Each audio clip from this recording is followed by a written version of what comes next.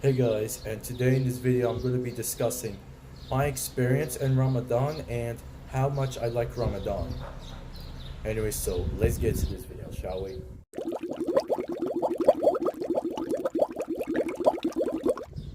Okay, so as you know, tomorrow is going to be Eid al-Fitr, which means is the holiday after Ramadan. So I'm going to be discussing like how much I liked it and what I did, during Ramadan. You know, I've changed up the routine. So instead of waking up like early in the morning, I woke up like when I have school, I wake up around 7. But without Ramadan, when it's not, then I wake up around 6 or 6:10 either way. So that is difference. And if there's no school, this is what I do. So I wake up, before the dawn prayer for suhoor. Suhoor, that's when we eat and drink, before the sun rises, before the daylight starts. So this is what we do. I have it, and then I do the prayer, the first prayer of the day. Then I go back to sleep.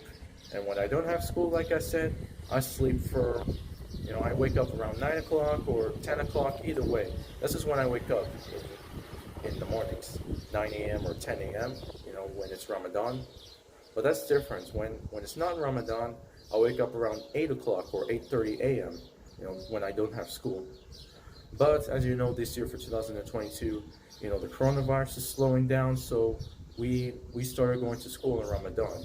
Which I tell you, it was the first time, the first time that I went to school in Ramadan, but I got used to it afterwards. It turns out it wasn't so hard after all.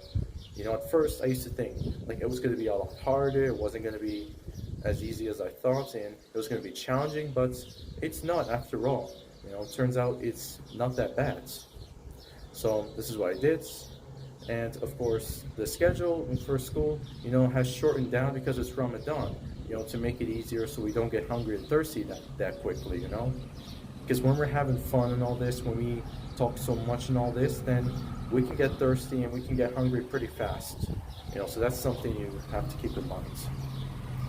And of course, when the sunset prayer comes, when the sun sets, then it's time for iftar. We eat iftar, and of course, we eat all kinds of good stuff. But keep in mind that before we had the iftar, we eat the dates and the juice first. This is what you gotta have first. You can't just jump into the iftar, after all these hours of fasting. You can't, because otherwise it's gonna harm your stomach. So that's something you have to keep in mind. So what I did is we had the dates first, and then we had the juice. So we had the dates and the juice, then we have the iftar. And of course we pray before we have the iftar, of course. So this is what I did. And of course when I have the dates and all this, before the iftar, and especially the juice, then that alerts my stomach. This indicates my stomach that it's time to eat, So this is something that you have to keep in mind, something you have to consider. So this is my experience with Ramadan, and of course, after the prayer, after we have the iftar and all this, 1.5 hours later, we go to the last prayer of the day, which is called Salat Taraweeh.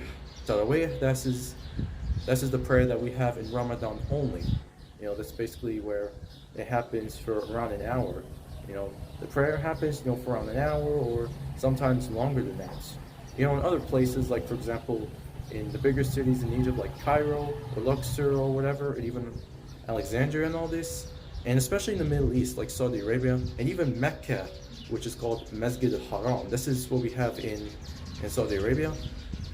When it's Ramadan and it's time for Salat Taraweeh, then the prayer is going to be like almost a whole night, which could last until like probably 11 p.m. or 12 a.m. Basically it happens to 11 at night or 12 at night. So that's really late. That's what happens in some places. But otherwise, other places, it doesn't happen for that long. It only happens for around an hour, and you're good to go. You can continue the rest of your nights for it doesn't matter. So this is what I know about here. This is my experience in Ramadan. And of course, I'll get to the conclusions as always. Okay, so to my conclusion, I like the Ramadan, and especially it was a good one. Ramadan this year certainly has gotten better than last year and even the year before. Because last year and the year before, especially during this coronavirus, we couldn't do much. We couldn't go to the last prayer, Salat Taraweeh, but now we can. And of course, this is a good thing. So, it was a good experience. I enjoyed Ramadan, and of course, I'm happy that Ramadan is about to end and we can finally get back to normal. You know, so that is me sharing my experience in Ramadan. So there you go. That is it for this video. Thanks for watching, and of course, happy Eid al-Fitr to all of you. And in Arabic, you call Kullu Sana wa Tayyib. That means every year and your goods. So make sure to like and subscribe. Of course, make sure you share it to everybody else out there, your friends and your family. Please do, because this helps me grow my channel. Anyway, so happy Eid al-Fitr to all of you. Enjoy yourselves out there, and I will see you guys again in the next video.